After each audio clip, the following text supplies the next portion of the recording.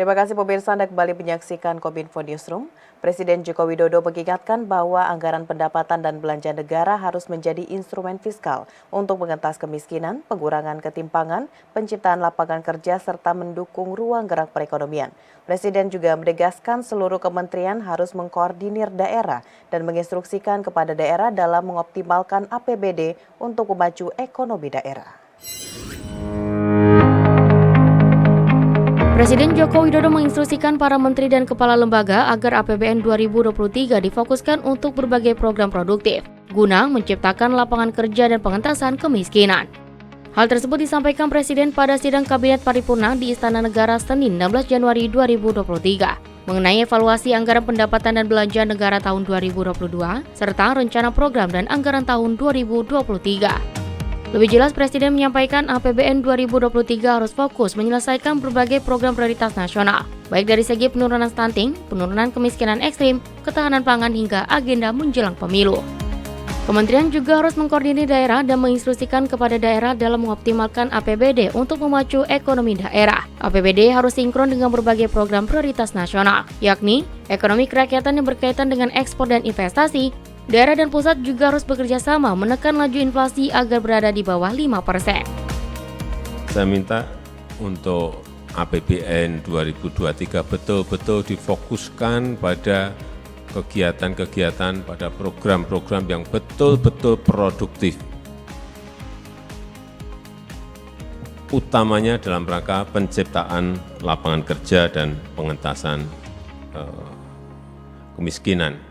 Dan APBN 2023 harus fokus menyelesaikan prioritas nasional, baik yang berkaitan dengan penurunan stunting, penurunan kemiskinan ekstrim, dan juga ketahanan pangan serta agenda menjelang pemilu.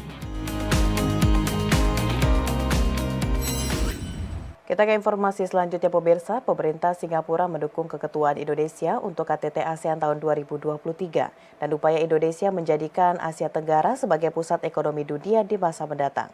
Hal itu disampaikan Wakil Presiden Ma'ruf Amin usai melakukan kunjungan kehormatan kepada Presiden Singapura di Istana Presiden Singapura. Hubungan bilateral antara Indonesia dan Singapura telah berkembang secara konstruktif dan menghasilkan beragam kerjasama yang mendukung kemajuan kedua negara. Hal tersebut ditujukan dengan adanya beberapa perjanjian kerjasama antara Indonesia dan Singapura, seperti Flag Information Region dan Defense Cooperation Agreement, yang mampu merekatkan hubungan kedua negara dalam waktu yang berkelanjutan. Wakil Presiden Republik Indonesia Ma'ruf Amin dalam keterangan persnya seusai melakukan courtesy call kepada Presiden Singapura Halimah Yacob di Istana Presiden Singapura, yakni pada Senin 16 Januari 2023 lalu mengungkapkan bahwa keduanya telah membahas kerjasama di berbagai bidang seperti pendidikan, sosial, dan budaya. Lebih lanjut, Wapres menyampaikan selain membawa misi untuk menjadikan kawasan Asia Tenggara sebagai pusat ekonomi, secara khusus Indonesia juga akan berupaya untuk menjadi pusat produsen halal terbesar di dunia dan berharap Singapura dapat mendukung misi tersebut melalui investasi-investasi di bidang syariah.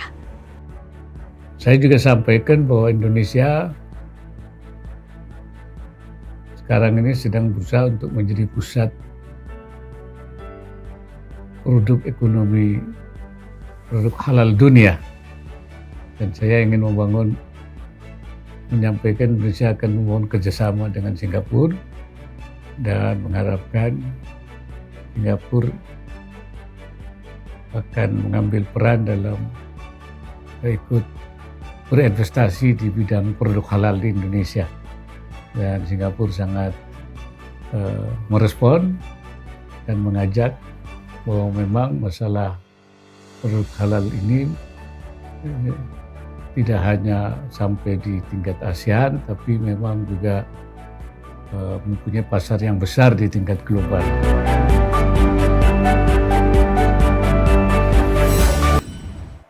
Aktivitas membeli produk fashion bekas atau dikenal dengan istilah thrifting turut menjadi perhatian Menteri Pariwisata dan Ekonomi Kreatif Sandiaga Salahuddin Uno.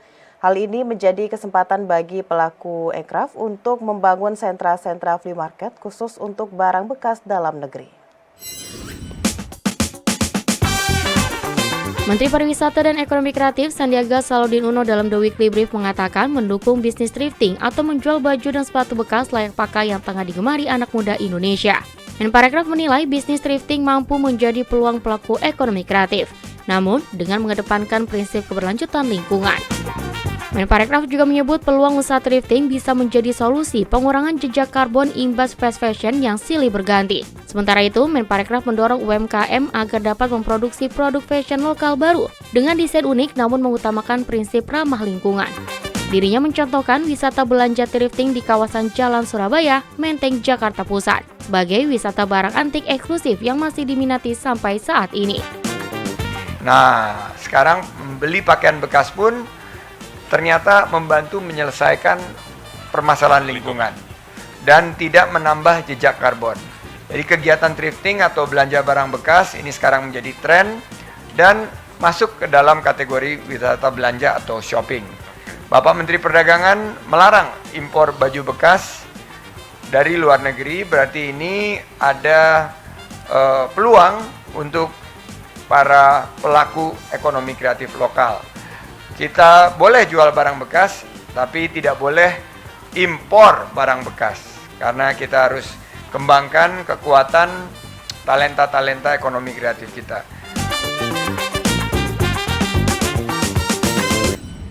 Pemirsa, setelah jeda kami akan kembali dengan informasi pemerintah gelar Rakornas Forkopimdas Indonesia sesaat lagi.